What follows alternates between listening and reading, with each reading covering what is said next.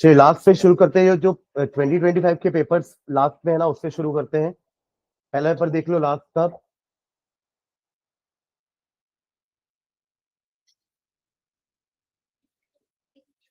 Last paper में question number 24 and 30, ये दो क्वेश्चन आपके चैप्टर सॉल्यूशन से पूछे गए हैं लास्ट पेपर। पेपर के एंड में मैंने क्यूआर भी रखा है ना, उससे आपको सॉल्यूशन मिल जाएगा पूरे पेपर का। तो अगर कोई आप लोग घर पे प्रैक्टिस कर रहे हैं तो सॉल्यूशन भी चेक कर सकते हैं, ठीक है। हाँ देखिए, क्वेश्चन नंबर 24 पहुंचे क्या वहां तक। हाँ देखो, क्वेश्चन नंबर क्या है 24। Calculate elevation of boiling point in of the solution when 4 gram of MgSO4, जिसका मोलर मास भी दे दिया आपको 120 gram per mole, was dissolve in 100 gram of water यानी कि solvent, assuming MgSO4 undergoes complete ionisation. ये line क्यों दी हुई है? आई निकालने के लिए, वॉन्ट ऑफ फैक्टर निकालने के लिए हमें ये वाला पॉइंट दिया, क्योंकि हमें पता है कि जब MgSO4 आयनाइज होगा तो वो Mg2+ और SO4 2 नेगेटिव बनाएगा। आई का वैल्यू कितना हो जाएगा इसमें?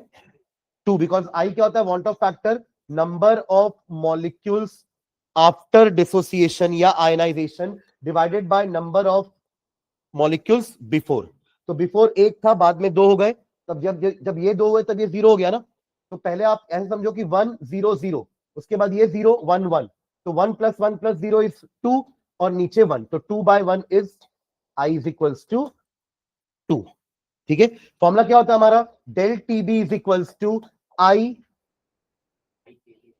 के B M, i into K B into M, जहां पे आई तो आपने निकाल लिया, वॉल्ट ऑफ फैक्टर। केबी क्या होता है? Molal elevation constant, also known as ebullioscopic constant, जो वैल्यू आपको क्वेश्चन में दी हुई है।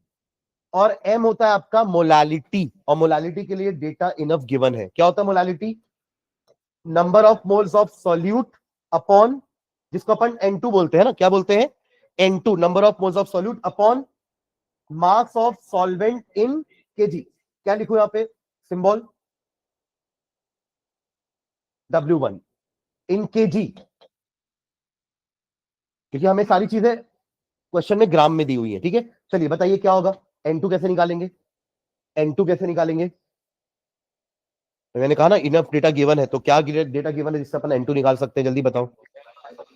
Given mass upon molar mass. ठीक है, तो फॉर्मूला हो गया। वैल्यू बताओ ना भाई, सामने वैल्यू लिखी हुई है सब। हाँ, 4/120, ये आपका आ गया number of moles of solute. और W1 क्या दिया हुआ है? 100, मास ऑफ वाटर इंटू 100। पर वो देखो ग्राम में दिया हुआ है, इसलिए मैंने 1000 ऊपर मल्टीप्लाई किया हुआ है। ठीक है, पर ध्यान देना, अगर वो पहले से केजी में दिया तो फिर 1000 की जरूरत नहीं है। समझ गया ना, हमने 1000 ऊपर क्यों मल्टीप्लाई किया है। ओके, सॉल्व करो, बताओ कितना आ रहा है, मोलालिटी कितनी आएगी। फिर पुट कर दो यहाँ पे वैल्यू। मुझे डेल टीबी का वैल्यू बताओ जल्दी से, जल्दी जल्दी। बुक कॉपी में सॉल्व कर रहे हैं तो आप क्वेश्चन, ये पेज नंबर या पेपर का नंबर कुछ तो लिख लेना, ताकि आपको पता रहे कि कहाँ क्या सॉल्व कर रहे हैं, किस चीज का आंसर है ये। बुक में मिल गया ना क्वेश्चन आपको? जल्दी एम निकालो, के बी दिया है, आई आप निकाल चुके हो।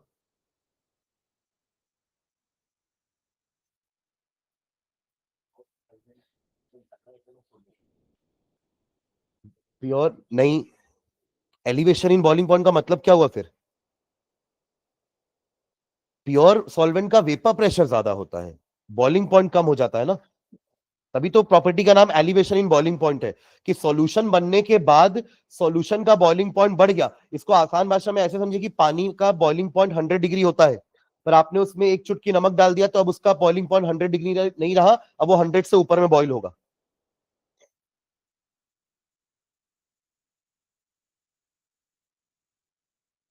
आई निकालते हुए दिखाओगे 2, है ना। MCQ नहीं है ये, प्रॉपर सॉल्व करना है आपको। आप इसके सॉल्यूशंस को भी अगर देखोगे ना स्कैन करके, तो आपको सॉल्यूशन में प्रॉपर नंबरिंग दिखेगा, कि आपको इस चीज के लिए 1 नंबर मिला है, इस चीज के लिए आधा नंबर मिला है। स्टेप वाइज मार्किंग के हिसाब से वो सॉल्यूशंस दिए हुए हैं। तो एक आध सॉल्यूशन जरूर देखना ना क्वेश्चन, ये स्कैन करके सॉल्यूशंस, ताकि आपको पता रहेगा कि हमको कैसे सॉल्व करना है। बनाएगा नहीं बनाएगा?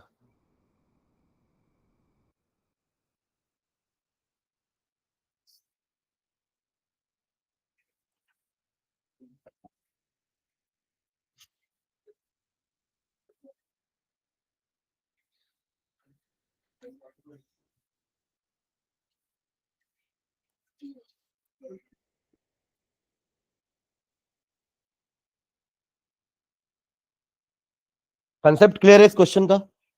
एलिवेशन इन बॉइलिंग पॉइंट में कोई डाउट? ग्राफ इंपॉर्टेंट है ना? कैसा कैसा था इसका ग्राफ? चलो पहले इसका आंसर निकालो, फिर मैं ग्राफ डिस्कस करूंगा। 0.342346 इतना ही आ रहा है केल्विन। इतना से एलिवेशन हुआ है ना, मतलब अगर आपसे देखो यहां तो क्वेश्चन में पूछा है calculate elevation of boiling point, मतलब आपसे डेल टीबी ही निकालने बोला है। कई बार क्वेश्चन में ऐसा भी हो सकता है कि calculate the boiling point of the solution, ये नहीं होता तो फिर क्या करते? -2 करते। बड़ा है ना, जो वैल्यू अभी आपकी आई है उसमें 100 ऐड कर देते, 100 नहीं 373। समझे क्यों 373? हाँ हाँ, क्योंकि हमारा 100 degree Celsius boiling point degree में सेल्सियस में होता है ना, केल्विन में वो 373 हो जाता है।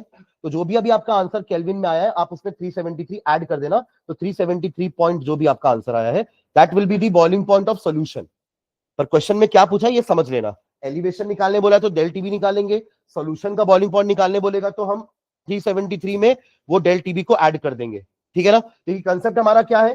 कंसेप्ट है कि जब आप ये वेपर प्रेशर वर्सेस टेम्परेचर का ग्राफ बनाते हैं, ठीक है, तो हम ये बोलते हैं कि वेपर प्रेशर जो है वो सॉल्यूशन का कम हो जाता है, सॉल्वेंट का वेपर प्रेशर ज्यादा रहता है। ठीक है, ये भी अपन और अगर पीछे जाए तो अपन क्या समझे थे कि वेपर प्रेशर या इवेपोरेशन एक तरह का सरफेस फिनोमिना है।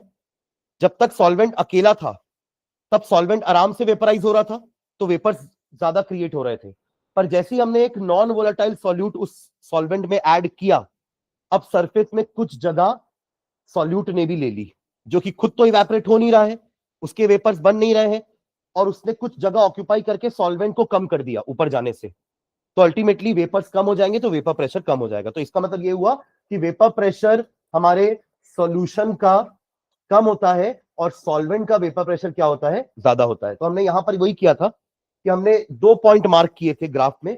एक पॉइंट हो गया सॉल्वेंट का वेपर प्रेशर और दूसरा पॉइंट सॉल्यूशन का वेपर प्रेशर, जो कि नीचे होना चाहिए क्योंकि उसका वेपर प्रेशर कम होता है। ठीक है, बॉइलिंग पॉइंट को हमने कैसे डिफाइन किया था कि it is the temperature at which vapour pressure becomes equal to atmospheric pressure. तो ये एटमॉस्फेरिक प्रेशर का अपन एक रेफरेंस लाइन बना देते हैं, ये रहा आपका एटमॉस्फेरिक प्रेशर। ठीक है, ये इनका वेपर प्रेशर है दोनों का।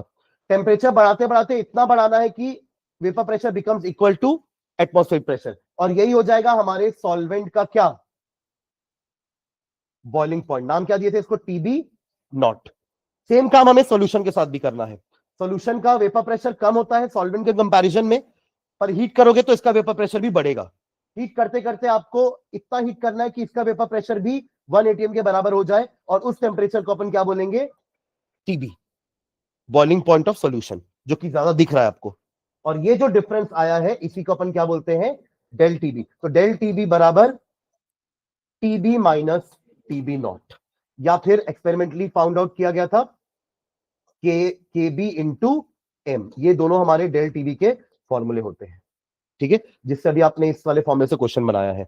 और करेक्शन करने के लिए अपन ने वॉन ऑफ फैक्टर मल्टीप्लाई किया था। करेक्शन क्यों किए थे? एबनॉर्मल मॉलिक्यूलर मास पढ़े थे ना टॉपिक, कि वो एबनॉर्मेलिटी को ठीक करने के लिए वॉन्टॉफ ने एक फैक्टर दिया था। क्योंकि जब हम ये फॉर्मूले पढ़ रहे थे, जब हम ये टॉपिक पढ़ रहे थे, तब हमने कभी भी सॉल्यूट का एसोसिएशन या डिसोसिएशन कंसिडर नहीं किया था कि अंदर जाने के बाद सॉल्यूट आपस में मिक्स होकर के डाइमर बना लिए या हाइड्रोजन बॉन्डिंग बना लिए, तो उससे क्या हो जाएगा? वो दिखेंगे एक, पर वो थे दो, तो नंबर ऑफ मॉलिक्यूल्स कम हो जाएंगे। और कॉलिगेटिव प्रॉपर्टी तो अमाउंट पे ही डिपेंड करती है, तो वो वैल्यू कम आएगी और इनफैक्ट मॉलिक्यूलर मास ज्यादा आएगा। अब जब फॉर्मुला निकालोगे मॉलिक्यूलर मास का, तो वो एसोसिएशन के केस में क्या आएगा? एक्चुअल वैल्यू से ज्यादा आएगा, क्योंकि एक्चुअल में तो आपने सोचा था कि ये एक मॉलिक्यूल है, ये अलग मॉलिक्यूल है, ये अलग मॉलिक्यूल है, तो इनका मास अलग होगा, इसका मास अलग होगा, पर ये दोनों अंदर जाके जुड़ गए हैं। तो अब जो मास कैलकुलेशन होगा वो इन दोनों का टोटल होगा ना, जो बढ़ जाएगा। तो मोलर मास बढ़ जाता है, प्रॉपर्टी की वैल्यू कम हो जाती है। उसको ठीक करने के लिए अपन ने आई मल्टीप्लाई किया था। ठीक है, जो भी अपन इस क्वेश्चन में ट्राई भी किए। ठीक है, चलो आगे बढ़ते हैं। अच्छा, उसमें कुछ, ये तो ऐसी कहानी है राउल्स लॉ की ना। राउल्स लॉ क्या था?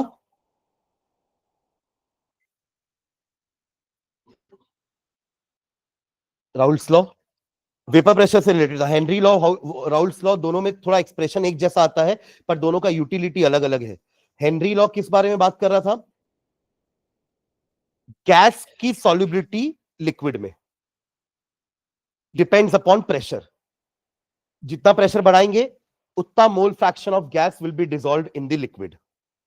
ठीक है, ये था हमारा हेनरी लॉ। एक्सप्रेशन क्या था उसका? P directly proportional to X, P is equals to KH into X। ये हेनरी लॉ था। KH Henry law constant. Raoult's law क्या था? That was for vapour pressure, कि अगर आपने एक बीकर में, एक कंटेनर में दो लिक्विड लिए हैं, liquid A and liquid B, एक सॉल्यूट होगा एक सॉल्वेंट होगा, और दोनों ही वोलेटाइल नेचर के हैं, तो अंदर दोनों के वेपर्स आने चालू होंगे।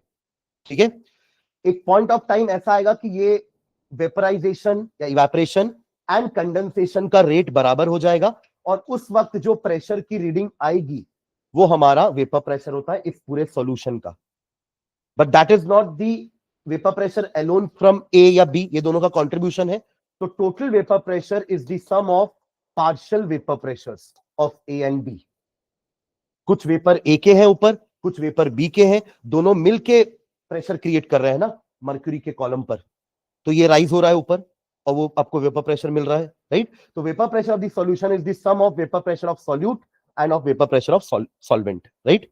अब इनके इंडिविजुअल प्रेशर निकालने के लिए राउल्स लॉ आया था कि PA is directly proportional to XA। जितना आप A को लोगे उतना ज्यादा A के वेपर बनेंगे, उतना ज्यादा उसके कारण वेपर प्रेशर होगा। जितना आप B को लोगे उतना उसके वेपर बनेंगे, उतना ही उसके कारण वेपर प्रेशर होगा।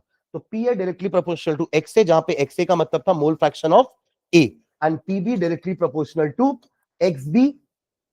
ठीक है, XB मतलब मोल फ्रैक्शन ऑफ B। और ये प्रोपोर्शनलिटी साइन को हटाने के लिए अपन ने क्या मल्टीप्लाई किया था? P not A XA and P not B XB, जहां पे ये नॉट वाले का मतलब क्या था कि जब ये प्योर लिक्विड यही लिया जाए इस बीकर में, तो जो प्रेशर का रीडिंग आएगा वो ये होता है, और वो जाहिर सी बात है ज्यादा होगा। वो क्या होगा? क्योंकि वो प्योर सॉल्वेंट, हमें पता है प्योर सॉल्वेंट का वेपर प्रेशर ज्यादा होता है, सॉल्यूशन बनने के बाद वेपर प्रेशर कम हो जाता है। ठीक है, ओके, चलिए। तो राउल्स लॉ का मतलब क्या था, या फिर जो हमारे आइडियल सॉल्यूशन थे वो क्या थे? जो राउल्स लॉ को फॉलो करते हैं, यानी कि वो इस इक्वेशन को फॉलो करते हैं। उनका टोटल प्रेशर जो है वो सम ऑफ पार्शियल प्रेशर्स होता है। अगर नहीं हुआ तो या तो बड़ा होगा या तो छोटा होगा। अकॉर्डिंगली दो टाइप के नॉन आइडियल सॉल्यूशन पढ़े थे, with positive deviation and with negative deviation. ठीक है, चलो क्वेश्चन पढ़ते हैं। क्वेश्चन क्या बोल रहा है? उसमें तो पूरी राउल्स लॉ की कहानी लिखी। पहला क्वेश्चन समझना, based on the above passage answer the following questions. ठीक है, उस पैसेज में आपको इससे कोई आंसर नहीं मिलने वाला है ना, इसलिए मैंने पैसेज को आगे बढ़ा दिया है। Pure ethanol can not be prepared by fractional distillation of ethanol water mixture. इसका मीनिंग क्या हुआ क्वेश्चन का? इथेनॉल वाटर आर मिसिबल ना, एक दूसरे में घुल जाते हैं, मिक्स हो जाते हैं। आप इसको फ्रैक्शनल डिस्टिलेशन से अलग नहीं कर पा रहे हो, वाई? कमेंट करना है। एजियोट्रॉप बन जाता है। क्या बन जाते हैं ये? एजियोट्रॉप बन जाते हैं, जो कि एक तरह के क्या होते हैं? अगर मुझे एजियोट्रॉप को के लिए एक फ्रेज यूज करना होगा तो मैं क्या बोलूंगा इसको? Constant boiling mixture. क्या होते हैं ये? कांस्टेंट बॉइलिंग मिक्सचर होते हैं। जबकि मिक्सचर हमने 9th 10th क्लास तक ये पढ़ा है कि मिक्सचर वो होता है जिसका एक फिक्स्ड बॉइलिंग पॉइंट नहीं होता। अगर आपने अल्कोहल और वाटर लिया है ना, तो अल्कोहल अपने बॉइलिंग पॉइंट पे बॉइल होगा, वाटर अपने बॉइलिंग पॉइंट पे बॉइल होगा। They do not have a fixed boiling point. Solution का एक फिक्स्ड बॉइलिंग पॉइंट नहीं होता है, बट जब वो एक कॉम्पोजिशन में लिया जाए तब वो एजियोट्रॉप बन जाता है। ये हमने अभी पढ़ा 12th में आने के बाद, कि एजियोट्रॉप करके एक ऐसा मिक्सचर भी होता है जिसका बॉइलिंग पॉइंट कांस्टेंट होता है, जबकि किसी मिक्सचर के कंपोनेंट का बॉइलिंग पॉइंट अपने बॉइलिंग पॉइंट पे ही वो बॉइल होते हैं। ठीक है, पर अपन ने दो टाइप के एजियोट्रॉप पढ़े थे, minimum boiling and maximum boiling. मतलब ऐसा एजियोट्रॉप जिनका बॉइलिंग पॉइंट दोनों के बॉइलिंग पॉइंट से कम है, मिनिमम बॉइलिंग एजियोट्रॉप। और ऐसा एजियोट्रॉप जिसका बॉइलिंग पॉइंट दोनों के बॉइलिंग पॉइंट से ज्यादा है, मैक्सिमम बॉइलिंग एजियोट्रॉप। पर वो फिक्स्ड बॉइलिंग पॉइंट पे ही बॉइल होगा, तभी हम फ्रैक्शनल डिस्टिलेशन से अलग नहीं कर पाएंगे। क्योंकि फ्रैक्शनल डिस्टिलेशन कैसे अलग करता है? On the basis of difference in boiling point, कि हाँ लिक्विड 1 का बॉइलिंग पॉइंट कम है तो लिक्विड 1 पहले बॉइल हो जाएगा और बाहर हो जाएगा। लिक्विड 2 का बॉइलिंग पॉइंट अभी तक आया ही नहीं तो वो नीचे ही रह जाएगा। इस तरीके से लिक्विड 1 एंड लिक्विड 2 अलग अलग हो जाएंगे। इसको बोलते हैं फ्रैक्शनल डिस्टिलेशन। समझ रहे हैं क्या? इसी से हमारे कच्चे तेल से पेट्रोल, डीजल, केरोसिन, वैक्स सब अलग अलग होता है ना। पेट्रोलियम से फ्रैक्शनल डिस्टिलेशन ही तो करते हैं रिफाइनरीज में, जिससे पेट्रोल डीजल सब अलग अलग करते हैं, अलग अलग टेम्परेचर पे ये बॉयल होते हैं। क्योंकि देखो एजियोट्रॉप हर मिक्सचर में नहीं बनता ना, एक पर्टिकुलर कॉम्पोजिशन में ही बनता है। एक पर्टिकुलर कॉम्पोजिशन में ही इथेनॉल और वाटर का मिक्सचर एक कांस्टेंट बॉइलिंग मिक्सचर की तरह बिहेव करेगा, not at all composition, her composition में ऐसा नहीं होगा। ठीक है, दूसरा क्वेश्चन पढ़ो। Why does a mixture of chloroform and acetone show deviation from ideal behavior? पहले तो हमको क्लोरोफॉर्म और एसीटोन समझ में आना चाहिए कि ये है क्या, है ना। यही नहीं पता है तो फिर ये क्वेश्चन हमसे बनेगा ही नहीं। क्या होता chloroform? Formula CH3 and acetone CH3CO CH3, कुछ ऐसा आपका एसीटोन और क्लोरोफॉर्म होता है। ठीक है, अब ये आइडियल सॉल्यूशन से डेविएशन शो कर रहे हैं, इसका रीजन हमें बताना है। तो जो हमने दो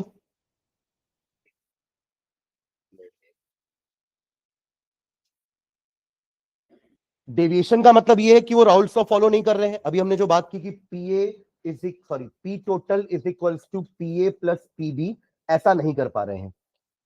तो या तो इससे ज्यादा होगा या तो इससे कम होगा, वही नेगेटिव डेविएशन या पॉजिटिव डेविएशन। अब देखो दोनों में होता क्या है, अगर दो को मिक्स करने पर उनका जो नया इंट्रैक्शन फोर्स बन रहा है वो पुराने वाले से ज्यादा अगर होता है, अपन ऐसा कुछ पढ़े थे ना, ए और बी, एक सॉल्यूट है ए नाम का और एक सॉल्वेंट है बी नाम का।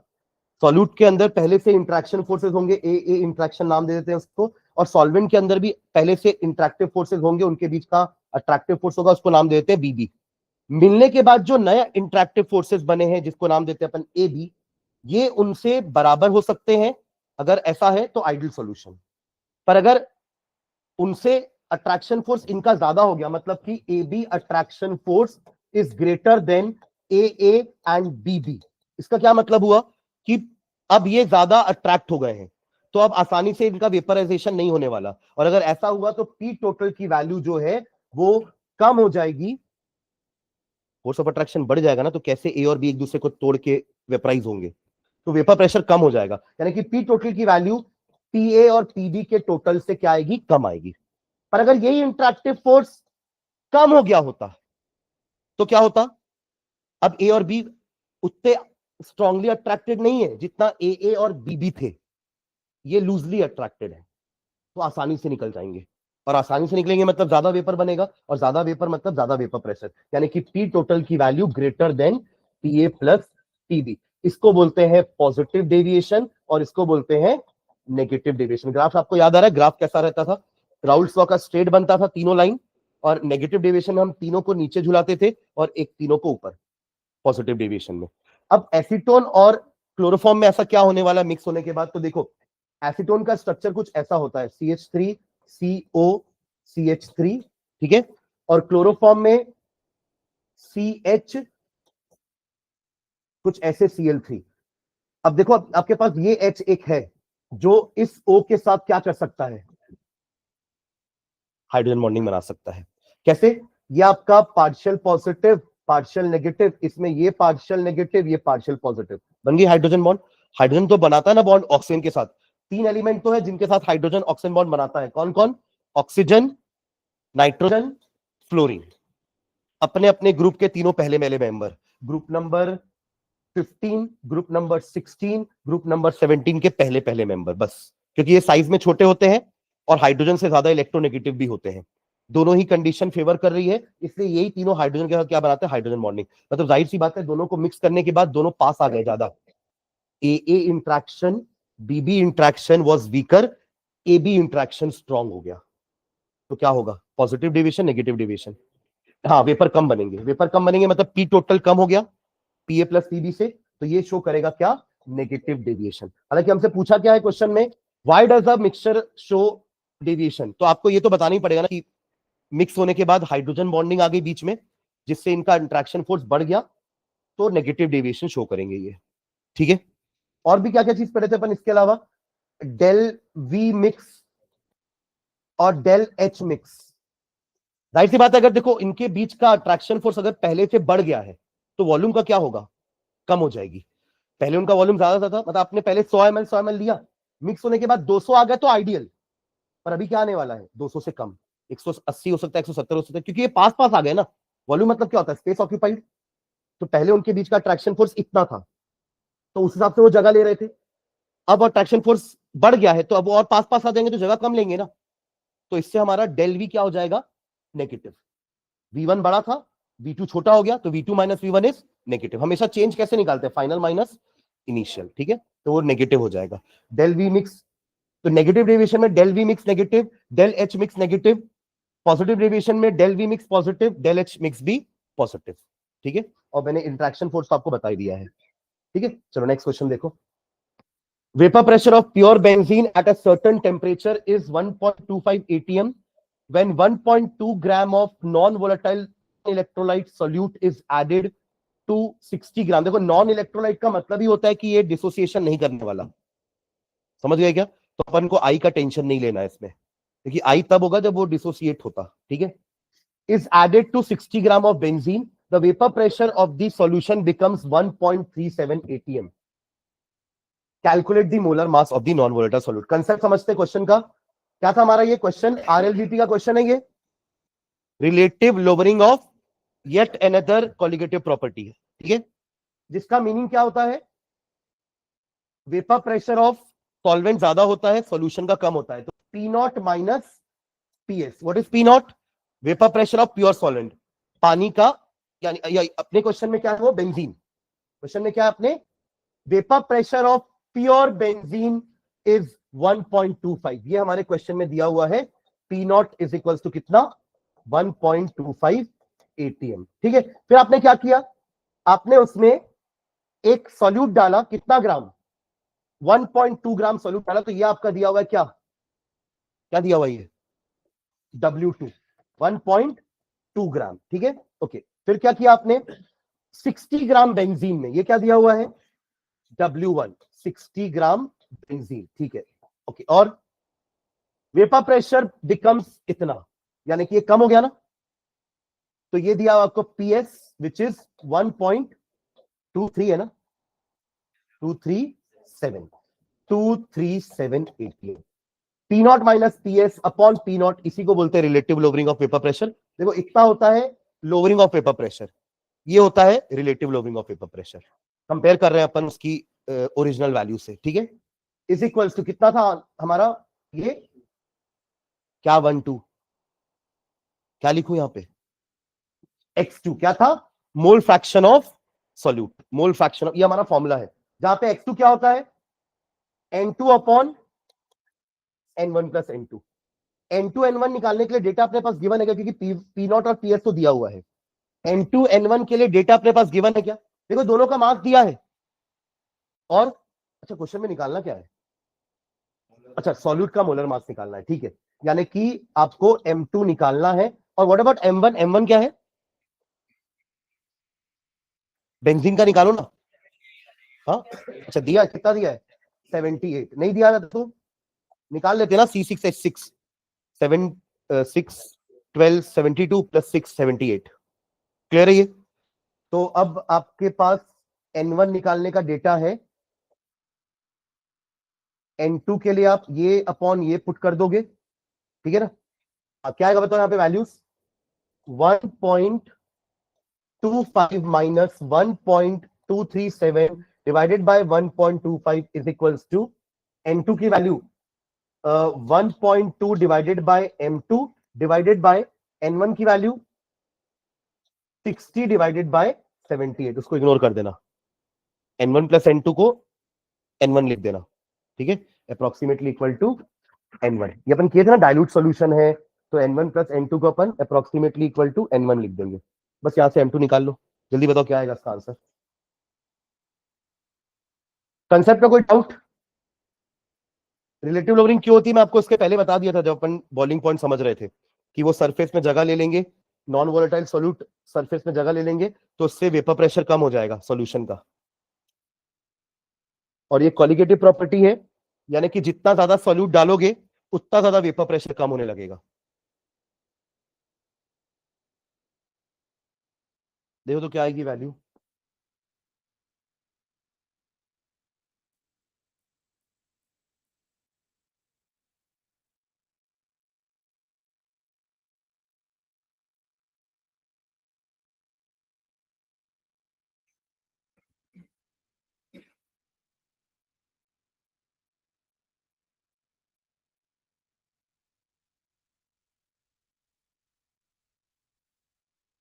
दिखा दो क्यूआर मुझे।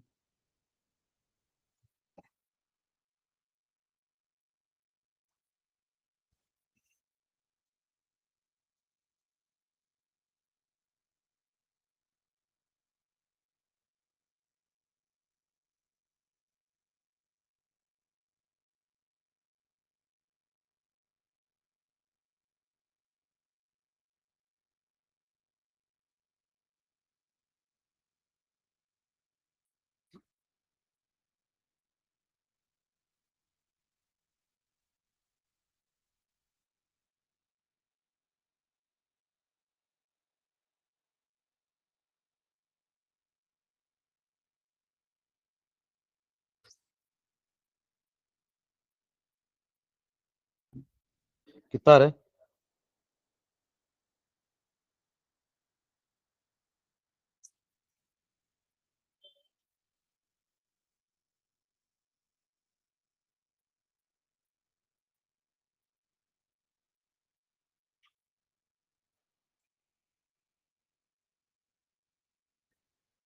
हम्म, 150, हाँ सही है।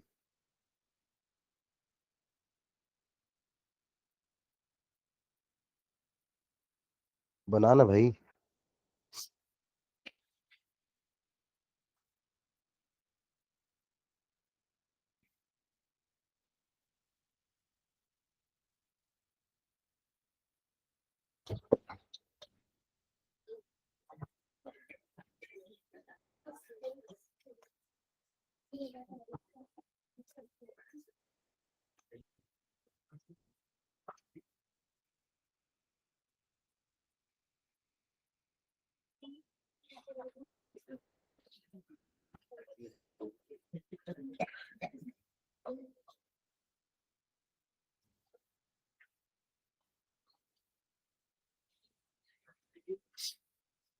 यही करे ना पूरा, इधर उधर करने के बाद यही मल्टीप्लाई कर रहे हो ना। तो ये 12 5 60, कुछ कैंसिल करोगे फिर 5 125 भी कुछ कुछ कैंसिल हो जाएगा। ज्यादा बड़ा कैलकुलेशन है नहीं। 150 आएगा इसका आंसर, 150 ग्राम पर मोल। जिनका हो गया उसके बाद वाला क्वेश्चन करो ना। एक और क्वेश्चन है ना नीचे, उसमें भी मोलर मास ही निकालना है आपको, पर प्रॉपर्टी कुछ और दी हुई है। ट्राई करो ये वाला क्वेश्चन।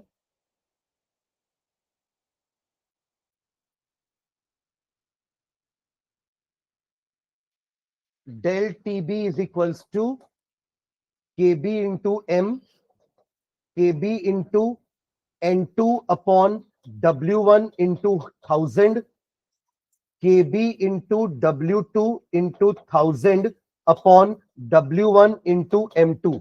निकालना क्या है इसमें भी M2। फॉर्मूला ये है डेल टीबी का, है ना। याद करने की जरूरत नहीं, फॉर्मूला हम तुरंत डिराइव कर सकते हैं। तो ये फॉर्मूले को याद करने की जरूरत नहीं है। क्वेश्चन पढ़ लो क्या क्या दिया हुआ है पर, है ना। बॉइलिंग पॉइंट ऑफ बेंजीन दिया हुआ है, what is this, TB not. ये क्या है, TB not. When 1.80 gram of a non volatile solute, ये क्या है, W2 was dissolved in 90 gram of benzene, W1। The boiling point is raised to इतना, ये टीबी। दोनों को माइनस कर देंगे तो डेल टीबी आ जाएगा। सुन रहे क्या, 354.11 minus 353.23, you will get what, del TB. ठीक है। कैलकुलेट मोलर मास M2 निकालना है, और आपको केबी दिया हुआ है। तो जो मैंने फॉर्मूला लिखा हुआ है उसमें सारी चीजें दी हुई हैं। आपको केबी दिया हुआ है, डेल टीबी निकालना पड़ेगा दोनों को माइनस करके। W2 आपको दिया हुआ है 1000 तो कांस्टेंट है, W1 दिया हुआ है, M2 निकालना है। हो जाएगा ये।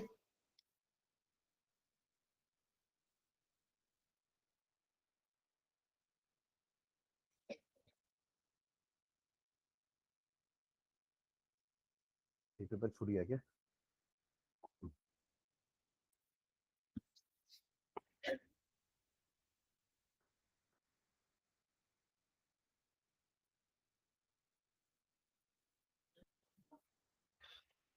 उस वाले का आंसर आएगा 58, 57.5 या 58, ऐसा इसका आंसर है। वो जो पिछला क्वेश्चन है डेल टीबी वाला।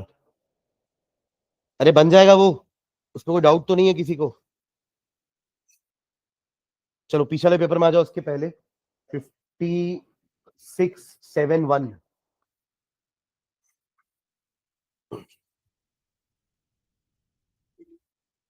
इसके पहले पेपर में कोई डाउट तो नहीं है ना सॉल्यूशन वाले में? पक्का? चलो,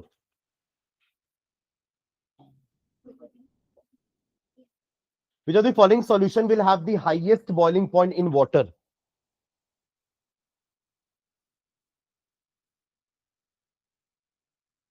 जिसका डेल टीबी ज्यादा होगा उसका टीबी ज्यादा होगा ना, क्योंकि टीबी कैसे निकालते हैं, टीबी नॉट में डेल टीबी ऐड कर देते हैं, हाँ या ना?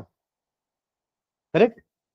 तो सबके लिए पानी है तो टीबी नॉट का वैल्यू तो 373 पे कांस्टेंट है, तो डेल टीबी डिसाइड करेगा कि किसका बॉइलिंग पॉइंट ज्यादा होने वाला है।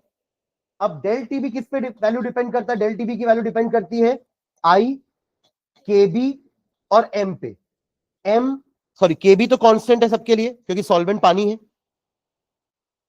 एम सब 1% लिए हैं तो सबका मोलालिटी भी सेम है, बस फर्क आएगा तो किसमें आएगा, आई में, जिसमें ये दोनों तो ठहरे ऑर्गेनिक मॉलिक्यूल्स जो डिसोसिएट नहीं होने वाले, तो इनके लिए आई का वैल्यू 1, तो नहीं लिखेंगे तो भी चलेगा आई, बट इनके लिए आई का वैल्यू कुछ ना कुछ रहेगा। दोनों ही एक स्ट्रॉन्ग इलेक्ट्रोलाइट है।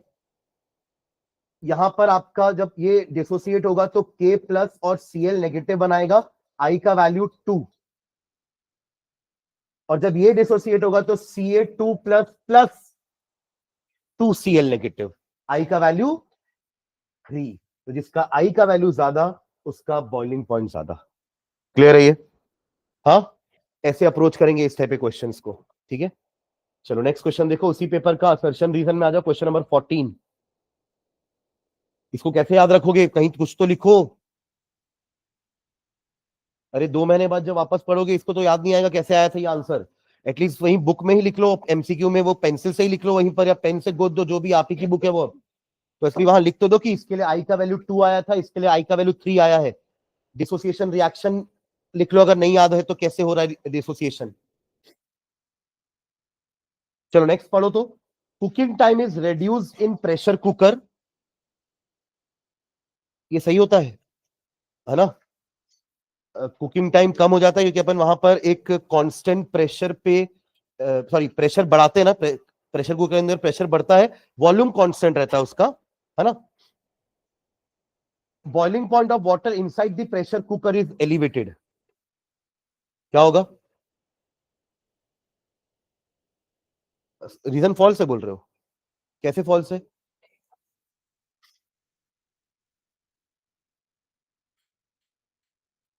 देखो आपने कुछ ना कुछ पानी के अंदर डाल के ही कुछ पका रहे हो ना, सब्जी या कुछ भी, तो जाहिर सी बात है वो एक तरह का सोल्यूशन बन चुका है, तो सोल्यूशन का तो बॉइलिंग पॉइंट बढ़ता ही है ना, ऐसे समझ सकते हैं।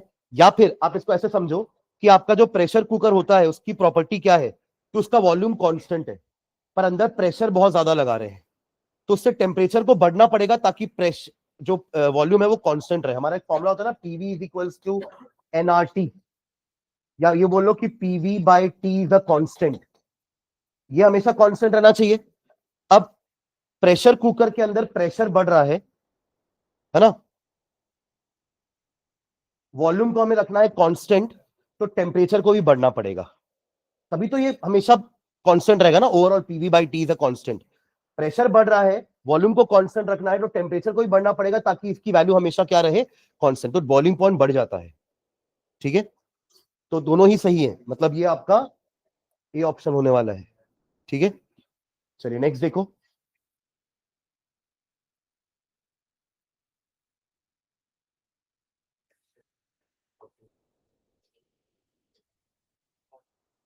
इसके बाद क्या किया, देख अपन ये क्या होता है ना, PV by T equals to constant का मीनिंग क्या होता है कि ये रेशियो किसी भी गैस के लिए हमेशा कांस्टेंट रहेगा। अब वॉल्यूम तो कांस्टेंट है क्योंकि कुकर बंद है, तो वॉल्यूम तो चेंज नहीं होने वाला, तो प्रेशर पर बढ़ रहा है अंदर, तो प्रेशर बढ़ रहा है तो टेम्परेचर को भी बढ़ना पड़ेगा ताकि ये रेशियो कांस्टेंट रहे। डायरेक्टली प्रोपोर्शनल है ये, पीवी बाय ऐसा जाएगा ना, पीवी इक्वल्स टू एनआरटी बोलते हैं ना अपन, तो अगर प्रेशर बढ़ेगा तो टेम्परेचर को भी बढ़ना पड़ेगा, तब तो कांस्टेंट रहेगा ना पीवी बाय टी का रेशियो, ठीक है।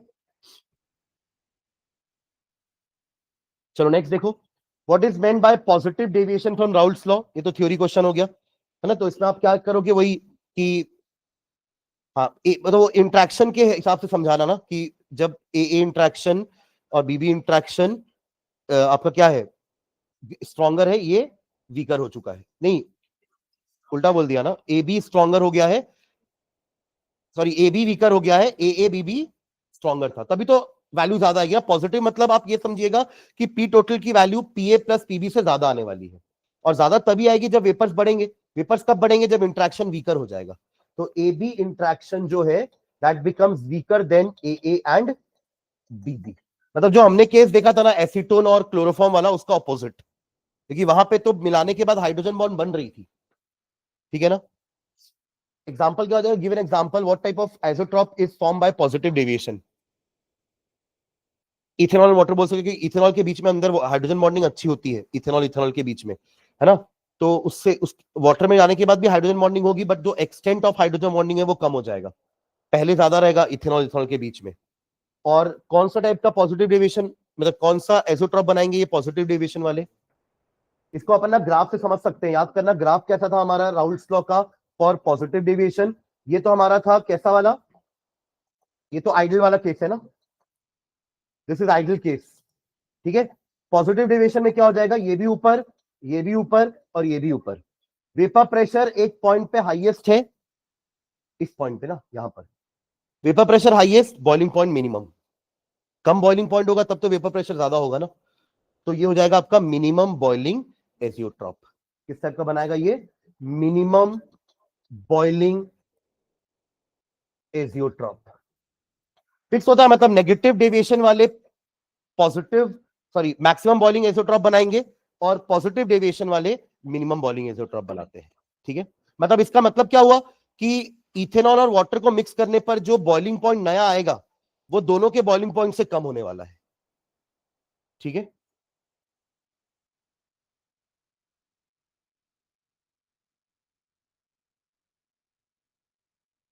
ये तो क्वेश्चन हमारे एनसीईआरटी के जैसे ही क्वेश्चन है।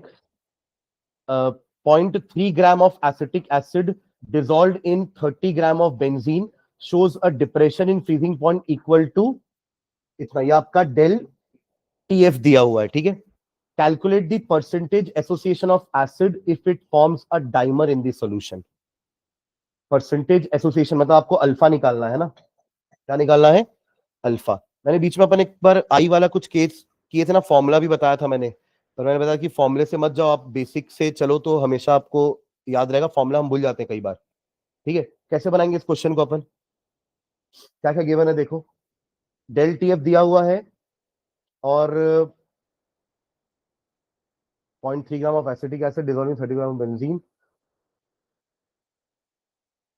आई निकल जाएगा पहले, आई के लिए डेटा इनफ है क्या, देखो del TF is equals to I into K F into M. निकालिए आई, के एफ दिया हुआ है, एम निकालने के लिए आपके पास डेटा है, number of moles of solute यहां से निकल जाएगा क्या, मास ऑफ सॉल्वेंट दिया है तो मोलारिटी निकल जाएगी, डेल टीएफ दिया है तो आई निकलना चाहिए, यहां से निकाल लो आई।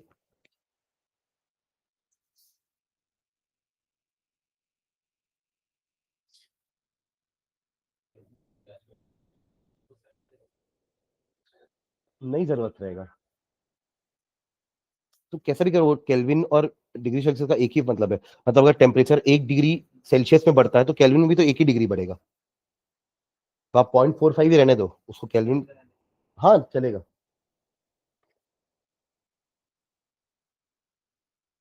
आई का वैल्यू बताओ यहां से, फिर अपन थोड़ा सा इक्वेशन के हेल्प से निकालेंगे ना, पर पहले आई तो निकालो।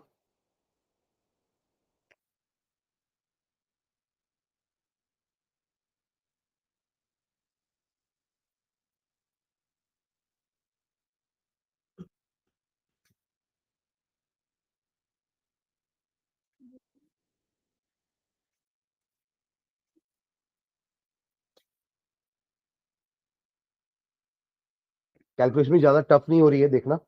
अ, ये दो जीरो कैंसिल, ये मल्टीप्लाई करके 3 हो जाएगा, वहां भेज देंगे तो आई बराबर आ रहा है 0.45 अपॉन 3 इंटू 5.12 6। अच्छा 6 बचा है ना, हाँ 6 और ये 3 18 ना, ये 3 भी तो बचे। अच्छा 3 थी कैंसिल, हाँ 3 थी कैंसिल हो जाएगा, ठीक है। तो ऊपर 6 बचेगा।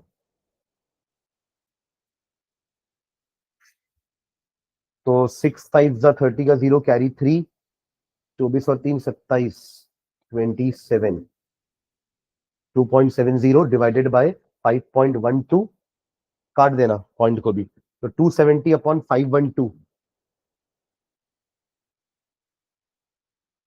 आई का वैल्यू लेस देन 1 आना चाहिए ना, एसोसिएशन हो रहा है, याद करेंगे, ये भी इससे इससे भी क्वेश्चन आ सकते हैं ना। आई का वैल्यू लेस देन 1 होता है एसोसिएशन के केस में, और डिसोसिएशन केस में आई का वैल्यू ग्रेटर देन 1। 270 अपॉन 512 कितना आ रहा है?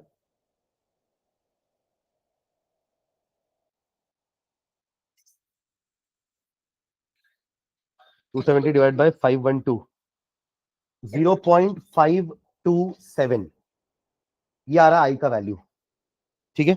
अब अगर आपको फॉर्मूला याद होगा अल्फा का, तो सीधा अल्फा निकाल सकते हैं, वरना जरूरत नहीं है फॉर्मूला याद करने की। देखो एसिटिक एसिड दिया है ना, तो क्या होता है, एसिटिक एसिड का दो मॉलिक्यूल मिल करके क्या बना रहा है, डाइमर। ये होता है डाइमर का मतलब, समझ रहे हैं क्या? दो थे पर एक हो गया, ठीक है। तो 0.3 ग्राम ना,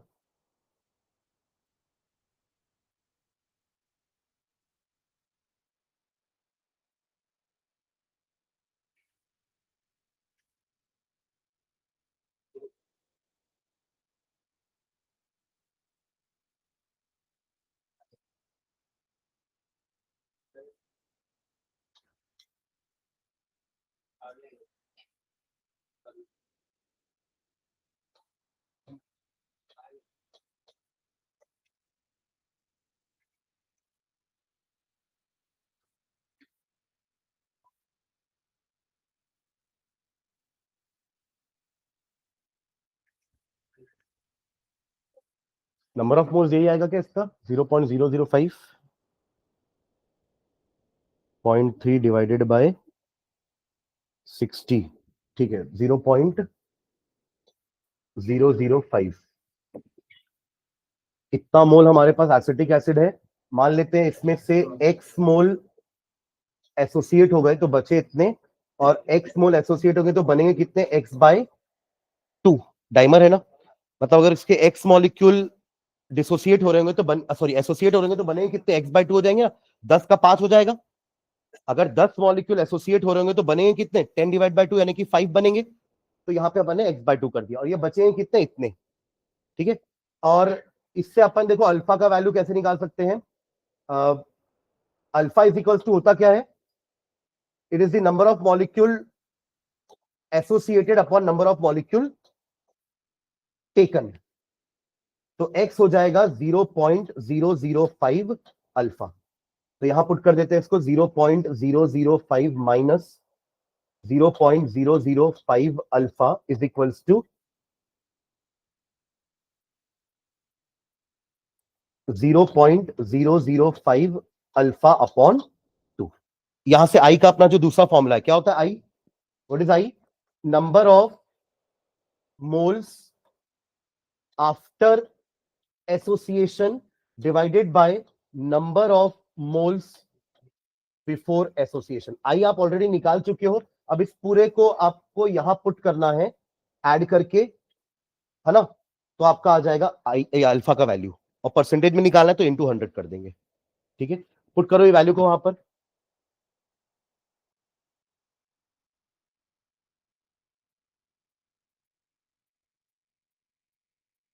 बिफोर एसोसिएशन नीचे वैल्यू आ जाएगा 0.005, आफ्टर एसोसिएशन इन तीनों को ऐड करना पड़ेगा, तो आफ्टर एसोसिएशन का वैल्यू आ जाएगा, ठीक है।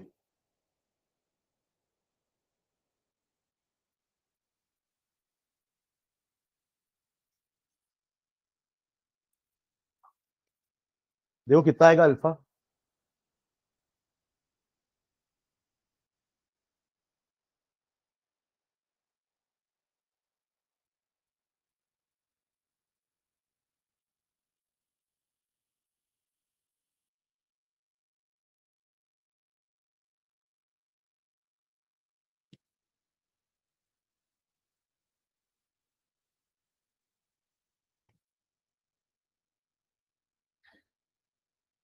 इन सभी में आप 0.005 कॉमन ले सकते हो ना, जब आप तीनों को ऐड करोगे ना ऊपर न्यूमरेटर में रखने के लिए, तो 0.005 सब में कॉमन आ जाएगा, तो कैंसिल भी हो जाएगा। तो अल्टीमेटली बचेगा क्या वहां पर, 1 minus alpha plus alpha by 2 is equals to 0.527।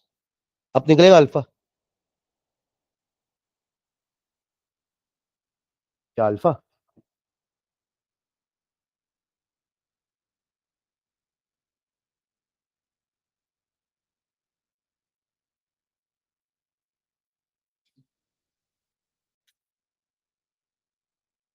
ये हो जाएगा आपका अल्फा, उधर आके alpha minus alpha by two, alpha by 2 बचेगा 1 माइनस 0.527, 1 माइनस 0.527 इज 0.473 इंटू 2, ये क्या हो गया, इंटू 2 इज 0.946, 0.946 यानी कि 94.6% एसोसिएशन है। ठीक है, देखना एक बार आंसर।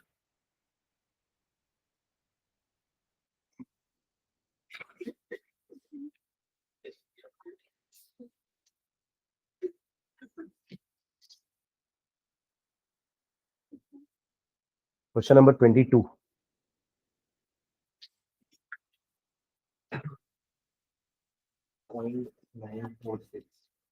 उसमें फॉर्मूला कुछ दिया है क्या, मेरे को याद नहीं है फॉर्मूला। हाँ बता तो, I-1 अपॉन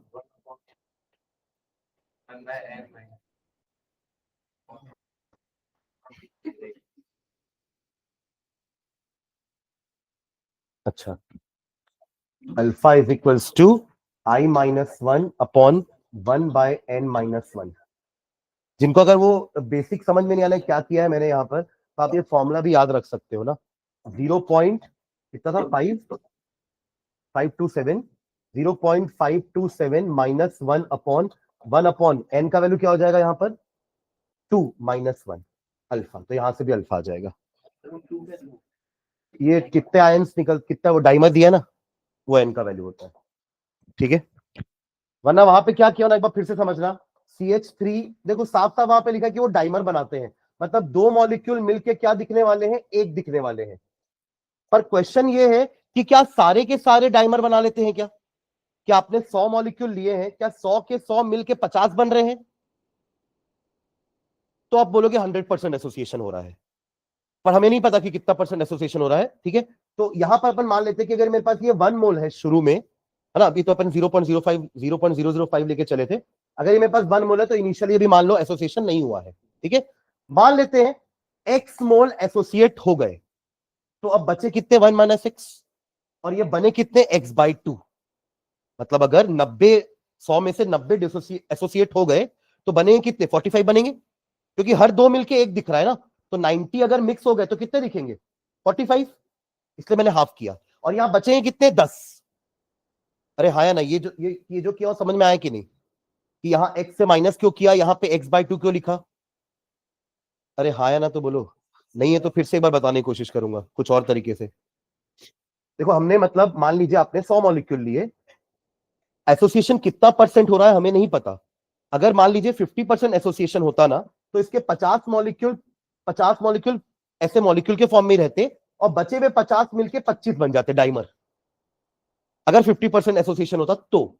ठीक है, अब हमें नहीं पता कितना परसेंट एसोसिएशन होने वाला है, तो हम मान लेते हैं कि उसके एक्स मोल एसोसिएट हो गए, तो मॉलिक्यूल कितने बचे, 1 माइनस एक्स, और यहां बने कितने, एक्स बाई 2, क्योंकि अगर 50 हो रहे थे, डाइमर बन रहे थे, तो बनेंगे कितने, 25, लेकिन दो मिलके एक बन गया ना, तो 50 ऐसे दो दो मिलेंगे, एक पेयर बन जाएंगे, तो 25 ही होगा ना, 50 का मतलब 25 पेयर हुए ना, तो ये 25 हो गया, यानी कि x by 2, 50/2 25 x by 2। Clear है। अब आई कैसे निकालते हो आप, number of molecules after association divide by number of molecules before association. Before association 1 plus 0 है, यानी कि 1, डिनोमिनेटर इज 1, डिनोमिनेटर हमेशा 1 ही आएगा, एंड न्यूमरेटर तीनों को ऐड कर दो, तीनों मतलब दोनों को ऐड कर दो, 1 minus X plus X by 2, और यही हमारा आई से निकाल करके आप एक्स का वैल्यू निकाल लो। यही तो आपका आया था 0.5 0.946। ठीक है, तो ऐसे भी कर सकते हैं या फिर सीधा ये फॉर्मूला यूज कर सकते हो, तो आपको आई से अल्फा का वैल्यू मिल जाएगा। ठीक है ना। तो क्वेश्चन में सबसे पहले अपन ने आई निकाला, गिवन वैल्यू से आई निकाल लिए, फिर आई से, देखो आई के 3 फॉर्मूले होते हैं, आप सीधा ऐसे भी निकाल सकते हो प्रॉपर्टी की हेल्प से, या अभी हमने जो आई का वैल्यू निकाला ये एसोसिएशन ये वाला फॉर्मूला यूज करके भी निकाल सकते हैं। ठीक है, और भी 2 फॉर्मूले होते हैं मोलार मास वाले, मास के टर्म्स में निकाल सकते हैं हम, एबनॉर्मल अपॉन नॉर्मल निकालते हैं ना मोलर मास। ठीक है, ठीक है, 2 ही पेपर हो पाया अभी तक। चलो, freezing point of 1 molal KCL solution, 1 molal मतलब इसकी मोलालिटी दे दिया 1, assuming KCl to be completely associated in water, मतलब I is equals to, हाँ, अगर कोई एसोसिएशन होगा तो I1 होता है। अरे यार कैसे कर रहे हो, अभी तो पढ़े इतने सारा आई निकाले, 2 आएगा ना आई का वैल्यू, केसीएल है ना, और कंप्लीट एसोसिएशन, कंप्लीट डिसोसिएशन बोल रहा है, मतलब के सारे का सारा केसीएल के पॉजिटिव और सीएल नेगेटिव में कन्वर्ट होने वाला है। तो पहले आपने एक लिया था, अब समझो इसको, ये डिसोसिएशन का केस है, समझो, समझना इधर, पहले आपने एक लिया, अभी तक कोई डिसोसिएशन हुआ नहीं है, समझ लो इनिशियली। आफ्टर डिसोसिएशन क्या बोल रहा है, 100% डिसोसिएशन, कंप्लीटली डिसोसिएशन का मतलब क्या है, ये कुछ भी नहीं बचा और ये एक एक ही बनेंगे, तो इन तीनों को ऐड करूंगा तो क्या आएगा 2, इन तीनों को ऐड करूंगा तो क्या आएगा 1, ये हो गया आई का वैल्यू। बस ऐसी तो हमने आई का वैल्यू पीछे निकाला है, पर वो एसोसिएशन का केस था, ये डिसोसिएशन का केस है। Am I clear? ठीक है, ओके, तो I2 दिया है, और क्या बताओ, और जल्दी बताओ क्या आंसर क्या आएगा, ये तो बताओ। हाँ, निकालना क्या है आपको, फ्रीजिंग पॉइंट निकालना, freezing point of 1 molar KCl solution assuming KCl to be complete, तो del TF is equals to 2 into 1.86 into 1, ये समझ में आया क्या, क्या लिखा मैंने, क्या लिखा है, del TF is equals to I into K F into M 1, समझ गए ना। तो यहां से डेल टीएफ आ जाएगा, फिर क्या करोगे, नहीं वो नहीं निकालना है, फ्रीजिंग पॉइंट बताना है, ये तो डिप्रेशन इन फ्रीजिंग पॉइंट आया है, आप इसको माइनस करोगे इससे, वाटर के 0 से, इससे माइनस करोगे 0, तो ये आपका आएगा कितना 3 पॉइंट समथिंग आएगा। हाँ, तो ये फर्स्ट बोला था ना, ठीक है, माइनस, अरे 0 minus this value, 0 minus this value is minus 3.72 degree Celsius, ठीक है ना। अरे हाँ है ना।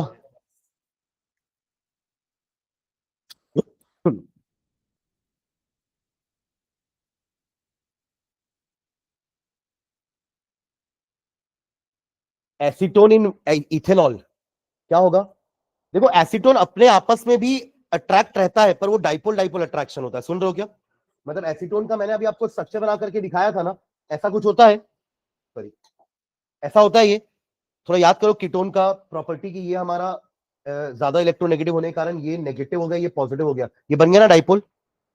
तो ऐसा नहीं कि एसीटोन आपस में अट्रैक्टेड नहीं है, एक मॉलिक्यूल दूसरे मॉलिक्यूल से अट्रैक्टेड है, हर कोई का मॉलिक्यूल आपस में अट्रैक्टेड होता है, कुछ नहीं तो वंडरवॉल फोर्स ऑफ अट्रैक्शन तो होता ही है, उससे ज्यादा स्ट्रॉन्गर डाइपोल होता है, डाइपोल से ज्यादा स्ट्रॉन्गर हाइड्रोजन बॉन्डिंग होती है, तभी तो जब कीटोन जाकर उससे मिला था, किससे, क्लोरोफॉर्म से, तो उनका इंट्रैक्शन बढ़ गया था, because hydrogen bonding is stronger than dipole dipole interaction. ठीक है, अब यहाँ पे क्या हो रहा है, इनका पहले से डाइपोल डाइपोल इंट्रैक्शन था, इथेनॉल में मिला, इथेनॉल क्या हो जाएगा हमारा, what is ethanol, CH3 CH2 OH, यहां बनाएगा हाइड्रोजन बॉन्डिंग, अरे हाँ है ना, ये है ना, बनेगी hydrogen bonding,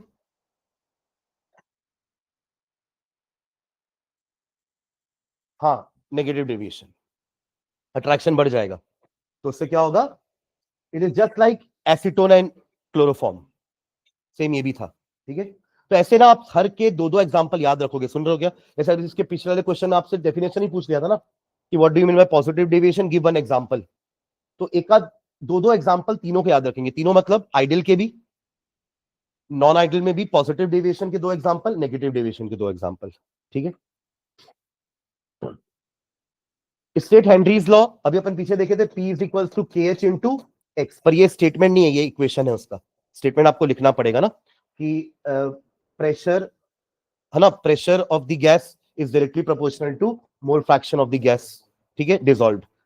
why are aquatic species more comfortable in cold water as compare to warm water, solubility ज्यादा हो जाएगी, पर उसके लिए आपको समझाना पड़ेगा कि P इज इक्वल्स टू के एच इंटू एक्स होता है, जहां पर के एच का वैल्यू होता है P upon x, P upon x, right. तो अपन ने ये देखा था कि अगर टेम्परेचर बढ़ाएंगे तो के एच का वैल्यू क्या होता है, बढ़ता है, तो सॉलिबिलिटी क्या होगी, कम हो जाएगी। तो ऐसा हमें नहीं चाहिए, है ना। तो ठंडे पानी में टेम्परेचर कम होगा तो के एच कम होगा, तो एक्स बढ़ेगा। एक्स बढ़ने का मतलब number of moles of oxygen getting dissolve in water increases, तो दे विल फील कंफर्टेबल। मतलब उनको ठंडे पानी में, ये यूं कह लीजिए, ठंडे पानी में ऑक्सीजन ज्यादा डिजोल्व होता है in comparison to warm water, ठीक है ना। वैसे भी हमने वो भी पढ़ा ना कि गैस की सॉल्युबिलिटी लिक्विड में एक एक्सोथर्मिक प्रोसेस होता है। एक्सोथर्मिक प्रोसेस में टेम्परेचर बढ़ाने पर सॉल्युबिलिटी कम होती है, टेम्परेचर कम करने पर सॉल्युबिलिटी बढ़ती है। Am I clear? ठीक है। तभी तो कोल्ड ड्रिंक को ठंडा रखते हैं ना, ज्यादा गर्म हो जाएगी तो जो उसकी गैस डिजोल्व हुई थी ना, CO2, वो अनडिजोल्व फॉर्म में आ जाएगी। ये देखो, ये बनेगा क्या, ये लास्ट क्वेश्चन देखते हैं आज। Vapour pressure of pure water is इतना, ये क्या दिया हुआ है मुझे बस सिंबल के टर्म्स में बताते चलना है ना। Vapour pressure of pure water at 290 kelvin is this much, क्या है ये, T not, very good. Calculate the lowering in vapour pressure of an aqueous solution which freezes at point, निकालने क्या बोला है, calculate the lowering in vapour pressure, यानी कि P not minus PS, ये निकालने बोला है, of an aqueous solution which freezes at इतना degree Celsius, KF of water is इतना, कैसे निकालोगे, molality P not minus PS,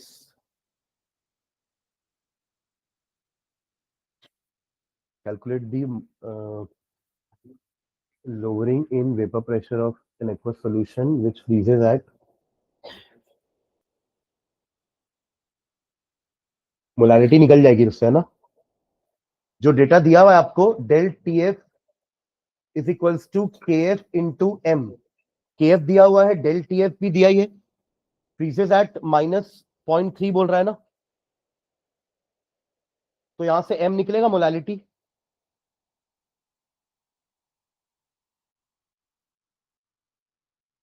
और कुछ डेटा नहीं दिया है ना,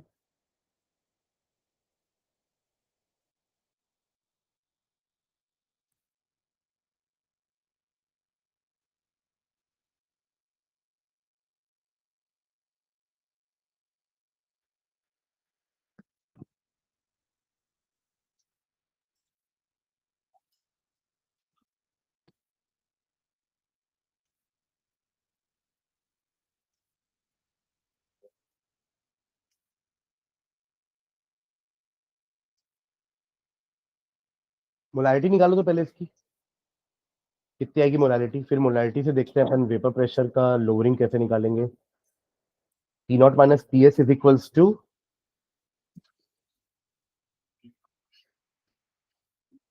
P नॉट इंटू X2, जहां पे X2 होता है आपका N2 upon N1 plus N2, P not into N2 की वैल्यू हो जाएगी, आप लोग वो निकालो ना मोलालिटी पहले, W2 upon M2 divided bye W1 upon M1।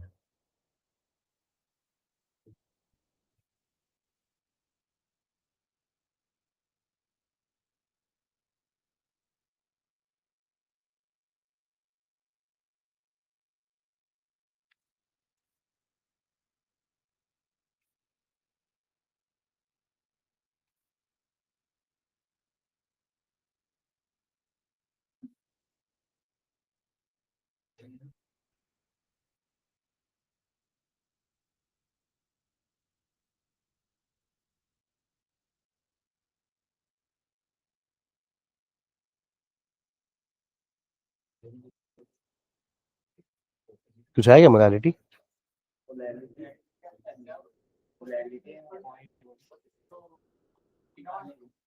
हाँ पर वो तो माइनस करेंगे जीरो से तो वही आएगा ना वैल्यू, तो जीरो से माइनस करने पर ही तो वैल्यू वैल्यू वैल्यू आएगी ना, तो मतलब अल्टीमेटली 0.3 तो है वो वैल्यू, डेल TF का वैल्यू।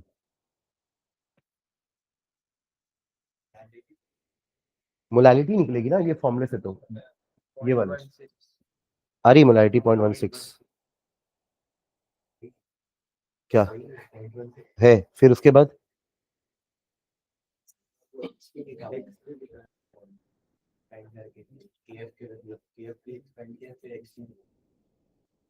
केएफ एक्सपैंड किया मतलब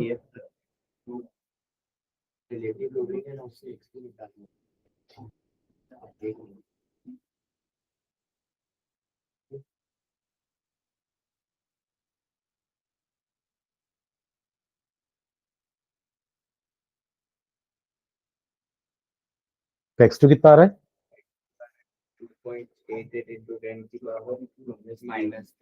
वो कैसे आ गया x2 पर? या फिर वो कुछ वैल्यू दी हुई है क्या कुछ? अच्छा वैल्यू में ये 25 दिया, तो प्योर वाटर तो 24.8 है ना। x2 क्या इससे निकाले हैं?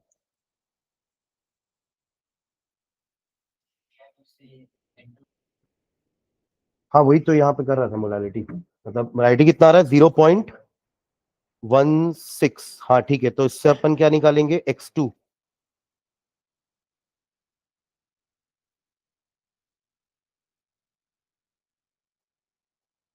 Molality is equals to number of moles of solute into 1000 upon W1, जहां पे N2 हो जाएगा W2 upon M2 into 1000 into W1।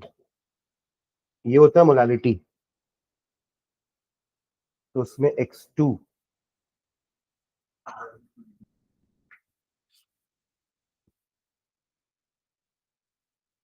अच्छा इसको ही बस x2 ले लिया है। ये कैसे x2 हो गया? x2 तो this upon W1 upon M1 भी होगा ना।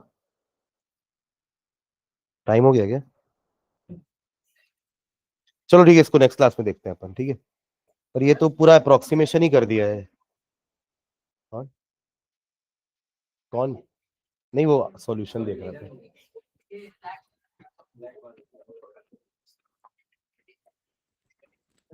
इसके ना बाकी क्वेश्चन देखना भी, ये पीडीएफ में शेयर कर रहा हूँ, ठीक है। मतलब आप लोग बुक से ही देखना, पर क्वेश्चन नंबर आपको यहाँ से मिल जाएगा, ठीक है। एक क्लास और अपन इसकी करेंगे सॉल्यूशन की।